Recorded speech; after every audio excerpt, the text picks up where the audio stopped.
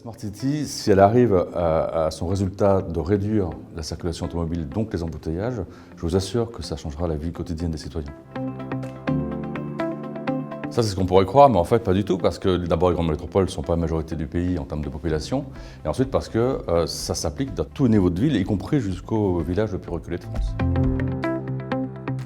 Bien sûr, c'est complexe parce qu'en fait, tout le monde a une définition différente de la Smart City. Par exemple, pour Issy-Moulineaux, notre vision, c'est pas une vision techniciste. On ne veut pas une ville assistée par ordinateur, comme on peut le voir parfois dans les métropoles. Ce qu'on veut, c'est utiliser les numériques pour offrir de nouveaux services aux habitants et être plus efficaces, nous, dans notre gestion de la ville.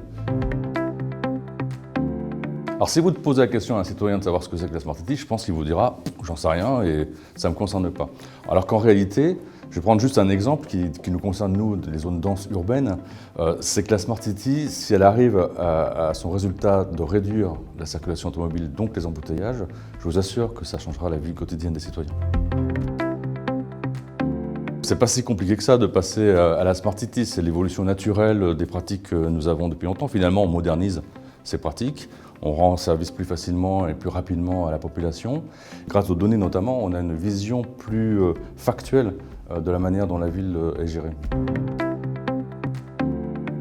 Oui, les territoires sont uniques, ça je vous le confirme. J'ai souvent en tête la citation de Jean-Jacques Rousseau qui disait que les maisons faisaient les villes, mais les citoyens font les cités. Donc chaque collectivité en fait a son histoire, a sa pratique, a sa manière de fonctionner. Et donc évidemment qu'elle va s'adapter à la Smart City selon sa propre histoire. L'intérêt d'événements comme cette conférence sur la ville de demain au service du bien commun, c'est de permettre d'abord aux responsables de collectivités de se rencontrer, parce que ce n'est pas si courant que vous l'imaginez, mais aussi de rencontrer des acteurs de la ville, les industriels, les entreprises qui sont habitués à travailler au quotidien, et évidemment les associations, enfin tous ceux qui peuvent faire la ville et réfléchir avec nous. Si je devais citer un exemple parmi les centaines que je pourrais citer, je parlerai du paiement de stationnement par téléphone mobile, parce que c'est une petite évolution, finalement c'est un petit progrès, ça pourrait même paraître anecdotique. Aujourd'hui, ça facilite vraiment le paiement de stationnement, et en plus ça illustre bien notre évolution, puisque à Issy-Moulineaux, nous travaillons sur la disparition des parcs-mètres physiques, et surtout, pour chaque parc-mètre qu'on va enlever, on va replanter un arbre. Et donc ça, c'est vraiment l'illustration de comment on voit la Smart City au service de la lutte contre le changement climatique.